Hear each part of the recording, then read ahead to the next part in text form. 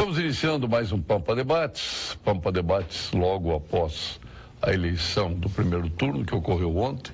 Os resultados já estão aí proclamados, salvo aqueles que ainda têm pendência de decisão judicial. Nós estamos recebendo aqui o Luiz Coronel, nosso poeta, escritor, publicitário, de tudo um pouco. O Dr. Luiz Pereira Lima, nosso Donald Trump dos Pampas. Que maravilha. Eu disse que eu queria ter uma parte dele. Qual? Parte dele. Cintura para cima ou cintura para baixo? Não físico. O que tu queria? Não fiz da conta dele. Da queria conta dele, uma parte da conta. Mas ele é devedor? Não é nem. A Hillary disse que ele deve. Não, isso é a Hillary, mentirosa. Doutor Francisco Marshall, nosso professor, e ao seu lado, nosso deputado pelo PV. Tem que perguntar, continuas ainda no PV? É claro. Fiel ao PV. E médico também. Ele João Reinelli. Não é? João Reinelli. Elegeu um governador, o PV. Governador aonde? Não, olha. Porque governador, não teve eleição para governador, foi prefeito? Prefeito, desculpa. Bom. Pode ser profecia, pode ser romântica. O prefeito. Quem sabe, né? Qual foi o estado? A gente já teve a prefeita de Natal, mas eu não soube de nenhum prefeito do E tem o Partido senador Verde. Álvaro Dias, né? O senador Álvaro Dias, que é nosso provável candidato. Que é uma anomalia no PV, né? Convenhamos. Não tem né? perfil de PV. Por quê? Mas o senhor sabe que eu acho que ele representa muito bem o nosso partido. Pode representar, mas não tem cara, eu estou dizendo. Mas é que a cara do O PV doutor Luiz mudou Pereira Lima muito. tem uma rica cara de gremista e colorado. Mas tu vê, por exemplo, o Sarney Filho. Mas ele é uma pessoa muito diria inteligente. que seria o ministro do Meio Ambiente bom que foi. Vendo daquela oligarquia atrasada e tal, mas foi um bom ministro do Meio Ambiente, Sarney E Filho. qual é o partido dele? Era PV. PV. Continua no PV, é o deputado Zequinha. Quem diria que ele seria um deputado pelo PV? E bom ministro. Mas sabe, Paulo Sérgio, eu acho que aquela identidade inicial do PV, ela veio mudando ao longo dos anos. O Gabeira já não está mais no partido. A gente apoiou o impeachment da Dilma Rousseff. Então, eu acho que isso não condiz mais com a realidade, não, atual. Quem não está mais no partido? O Gabeira. O Gabeira agora Esse é tinha cara de apresentador PV. de TV. Então Esse o tinha PV cara de andou PV. mudando ao longo dos anos. Mas o Gabeira apoiou o impeachment, né? Sim. Os artigos todos apoiou o impeachment. O Chico Marshall também não está mais no PV. Eu, quando voltei da Alemanha, estava muito impressionado com o Green, que na Alemanha é o fiel da balança, uma força que mudou o perfil energético, o perfil educacional. As políticas públicas da Alemanha têm uma referência ética, tecnológica, contemporânea, que é o Green, Partido Verde. Então, quando eu voltei de lá, a primeira coisa que eu fiz, me filiei no PV, que inaugurava uma sede na esquina da Érico Veríssimo com a General Caldo ali. Mas depois, sem conhecê-lo, né? Mas me desiludi um pouco com as formas com que as coisas se realizavam dentro do PV, onde eu não via a primazia de uma mentalidade ambientalista contemporânea, com soluções energéticas, comportamentais, urbanas que isso requer. E aí eu vi que não era o partido alemão esse, o Green, que estava aqui. Há uma maldade aí dizendo que o Partido Verde só vencerá as eleições quando as árvores votarem. Né? Mas isso é muita maldade. Eu acho que o Partido Verde tem tudo para ter uma tese de captação. E ele provou o contrário. Principalmente na empolgação da juventude. Principalmente a juventude. Porque o quê? Quando as utopias ficaram decócoras, o que surgiu no espaço foi uma bandeirinha verde.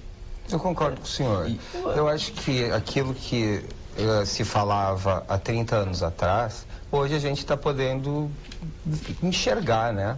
Já é algo que é mais palpável. A gente já começa a ver os efeitos das mudanças climáticas. Então, eu acho que tem espaço, sim, para o Partido Verde no Brasil. E a gente, obviamente, a gente tem muito que evoluir para chegar ao Partido Verde alemão. De Vilanópolis, né? Não, de Nova Prata. De Nova Prata? Exato. Mas como é que teve tanto voto em Vilanópolis? Pois, eu sou ali da região. Há muitos anos não tinha nenhum deputado ali da região, desde o Nilo Zardo. Eu acho que o último deputado foi o César Busato ali da região, que foi de Veranópolis, né? Que ele é natural de Veranópolis. Então, a região se uniu, né, para conseguir essa cadeira. É muita rivalidade, né? Mas, Paulo, o que assusta, o que me surpreende em política é a existência do acaso. Por exemplo, o Marquês Pai poderia ter sido presidente da República. Foi convidado pelo Tancredo e ele se dirige ao Figueiredo para fazer uma consulta. O que o Figueiredo achava? E o Figueiredo, que estava achando nublado o terreno em relação às posições militares, desaconselhou ele. E o convite foi para o Sarney. Então, como a história tem acasos na sua linha. Que fez muito bem o Marquesan. Que fez muito bem. Por quê? O Nelson Marquesan pai. Sim, vão se aliar ao Sarney, que é isso. Mas vem cá, ele poderia ter sido um presidente diferente. Mas não adianta, ele veio da Arena, a formação dele, depois ele mudou o PSDB, mas o Nelson Marquesan é meu amigo do peito mesmo. E agora, por ironia do destino, se eleger, vou abrir uma brecha que não pode falar em eleição para a prefeitura, porque não é sobre a legenda eleitoral. Mas se eleger o Nelson Marquesan, o Nelsinho, se eleger, ele coloca na Câmara Federal a arqui-inimiga do pai dele e dele, Ieda Cruz. Interessante. Você vê, né? É o que eu estava falando das ironias da história, né? É ironia. Ironias da história. Estava parecido com o Grêmio lá. Se o Grêmio ganha do Cruzeiro, ajuda o Inter, né? Claro. É uma situação. Era muito cedo para um gesto desses, né? Eu não creio que o Grêmio jogou fora essa vitória. Ele perdeu porque tinha Claro perder que não, mesmo. eu estou dizendo, veio que ironia, nem o Nelson vai perder, vai tentar perder a eleição. Mas o Paulo, o Paulo tocou no assunto que hoje eu estava conversando com meus amigos do Parque da Redenção. Como o futebol se transformou em futebol de técnicos hoje. Os técnicos viram a história dos times. A seleção brasileira era lamentável.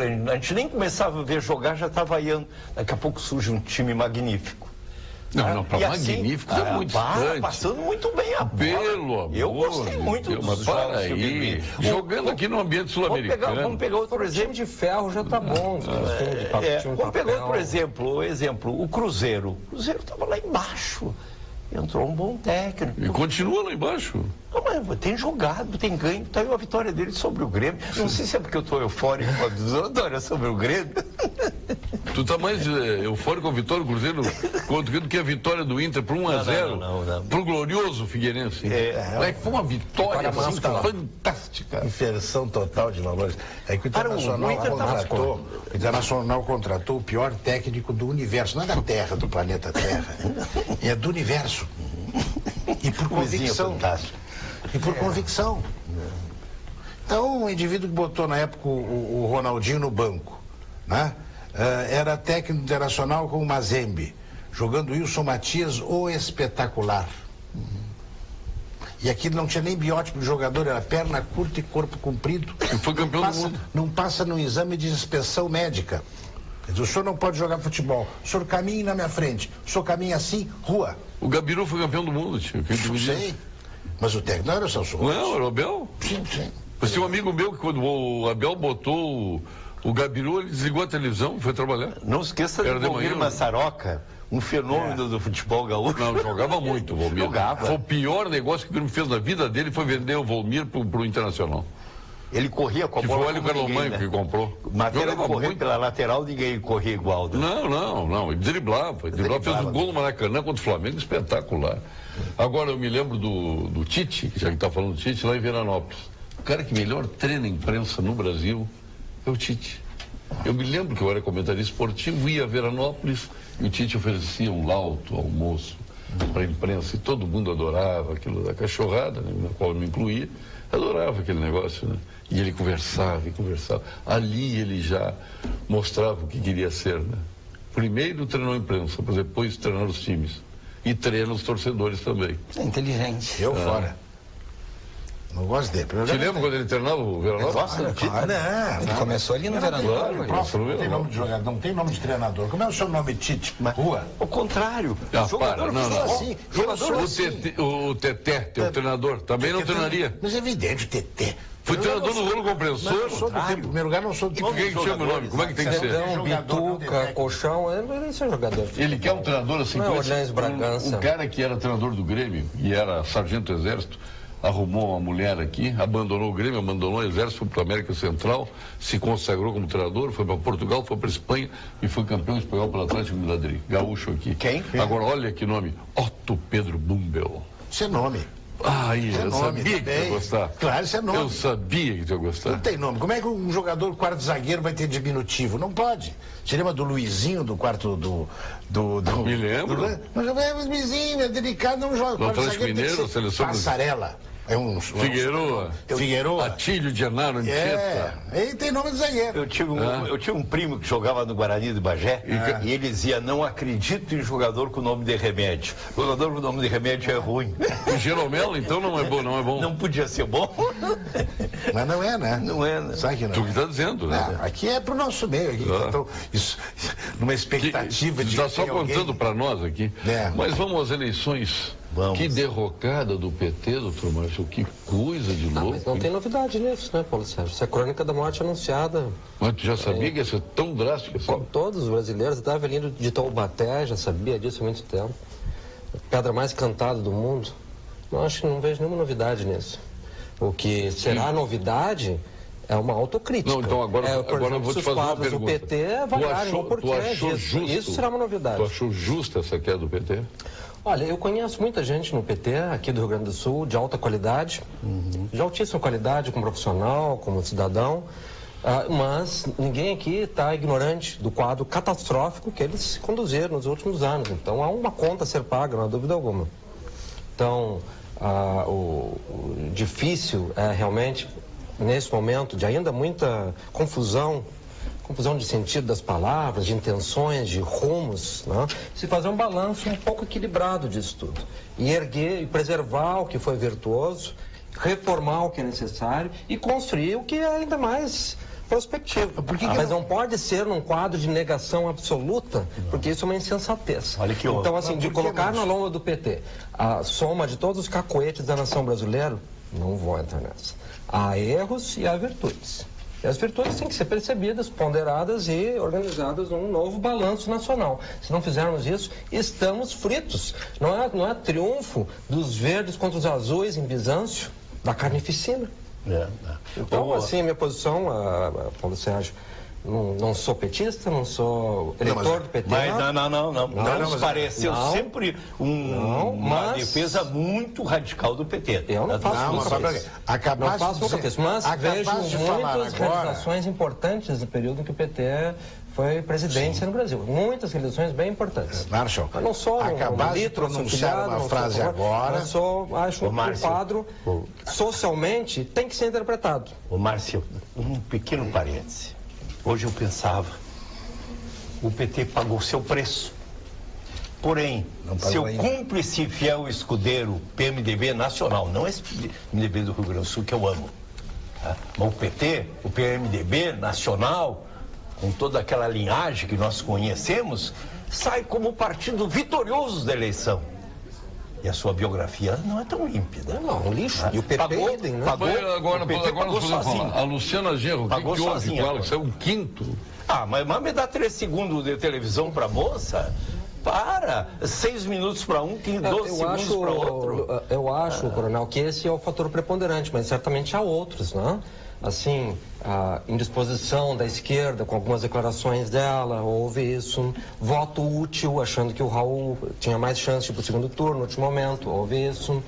Agora, 12 segundos... Não, é estúpido. Mas o Enéas se consagrou com 7. Mas já teve 2%. Aí foi cacuete. Não, cacuete não, foi marketing. Foi marketing. Mas a campanha eleitoral, ela ficou muito... Ela foi diferente de tudo que a gente já viu. Não foi uma campanha que a gente viu a campanha na rua. Eu vim de uma cidade do interior, Nova Prata, a gente fez uma... Fiquei lá na última semana para batalhar pelo meu candidato lá. E tu não via... Ganhou outro candidato? Não, tomamos uma lavada lá. Mas tu não via a campanha na rua, como não se via aqui. Ela não era tão visual. Então o tempo de TV, ele vai fazer muita diferença. Tu ter tempo de TV, o candidato, o Melo, ele tinha muito maior tempo de TV. Numa campanha diferente dessa, onde tem pouco recurso, né? Porque acabou que sem as empresas poder fazer doação, as campanhas não tinham dinheiro. Olha, então foram com parcos recursos, sem tanta visibilidade. Eu acho que muita gente chegou na hora... de descrédito total. Pesquisa de 2015, portanto dado muito consistente e recente, em escala nacional. O brasileiro ainda tem a TV como sua principal fonte de informação e consome ali 30 horas semanais. 4 horas e 31 minutos nos dias de semana, 4 horas e 14 minutos no fim de semana. Fui pesquisar para examinar um pouco melhor esse super fenômeno que nós tivemos, porque aqui o quadro era esse, a Luciana, com o laço de imagem da campanha presidencial, e que ela mesmo tem na sua trajetória de parlamentar. Iniciou a campanha com um franco favoritismo. 34%. Começou o período de exposição à TV. Ela começou a falar. Não, mas não é isso, não é visibilidade. As pessoas, por exemplo, não sabem dizer um item do programa dela, que é um programa de 148 páginas. Nenhum candidato tem mais de 60 páginas em detalhamento do seu programa. Por quê? Porque as pessoas não conhecem, não tiveram chance de conhecer, de visualizar. Eu penso, sei que isso é uma coisa que todos os cidadãos brasileiros têm que examinar, que seria a hora de pensarmos uma lei Falcão da era digital. Porque é uma clara falta de isonomia, é um desequilíbrio total. Esse desequilíbrio favorece a perpetuação dos vícios e bloqueia a inovação. Qualquer novidade não será conhecida, não será percebida. Dela mesmo, mas é isso que eu digo, mas tem que ser tão somente, unicamente os meios digitais. Então, o TSE pode se encarregar de produzir ambiente digital de informações compatíveis, isonômicos, trajetória, foto, links, programa, centros digitais de teledifusão nas áreas onde não há acesso à internet, há muitas no Brasil, e eliminar essa assimetria, porque isso claro que é um vício que está preponderando. Mas não há aí ambiente político. A verdadeira igualdade consiste em tentar desenvolvimentos desiguais na proporção que eles se desigualam. Não, isso não é justiça. Os partidos se desigualam. Não, claro que é. Então, justiça tem que ter alguma medida. Isso é uma frase oligárquica, não é uma frase justa. Oligárquica é pra igual. Eu falo como profissional de propaganda. A propaganda política brasileira não precisava ser tão ruim como ela é. Aquele tipo de exposição do candidato a vereador, haveria 1000 soluções a serem criadas, reunir cabeças pensantes, inteligentes, uma adequação de ocupação do tempo com algum poder de encantamento, porque aquilo ali, em vez de poder de encantamento, é poder de descontentamento. Então, tu programares na televisão um sistema de descontentamento oficial, já partiu de um erro. Quer dizer, tem que a justiça eleitoral pensar numa programação de eficiência para a propaganda. Mas isso levou o Nelson Marquesão ao segundo turno. Não, mas isso levou uma ajuda. Em primeiro lugar, se comunicou o vereador. Mas a comunicação dele foi muito boa. Foi muito moderno. Eu estou falando no vereador, naquela exposição do vereador, que era precariedade. Eu me chamo 124. O Enéas foi o deputado até hoje mais votado, mais que o Tiririca, proporcionalmente ao número de eleitores da época. Por São Paulo, e ele era carioca. Sim, ele achou um bordão.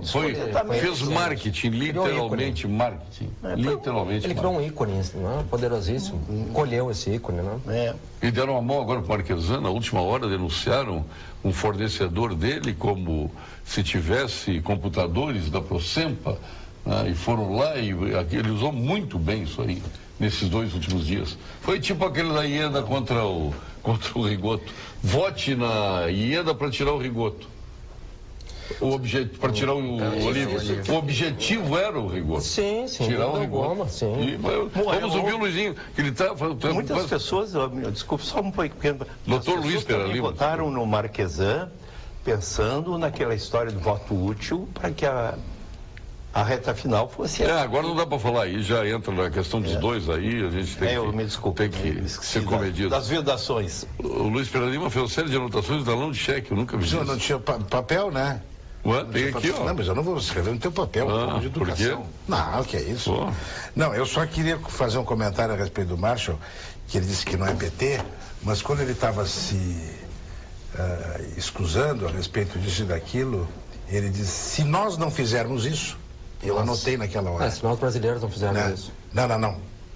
A constituição da frase faz. Se nós, quer dizer, estamos falando do PT, se nós não fizermos isso, coisa que eu não diria nunca. Não, mas eu digo como brasileiro, se nós brasileiros não fizermos um balanço, não, mas tu disseste nós somos insensatos. Nós petistas. Não somos eu não sou petista. Não. Se eu fosse, eu diria. Sim, mas eu sou filiado a um outro partido. Eu sei, o PSOL. Mas eu não vou dizer aqui, porque é campanha eleitoral, você quer. Então não tem nada de petismo. Agora já passou. Pode dizer o PSOL. Sou filiado do PSOL. Eu sei. Eu não sou petista, coisa nenhuma.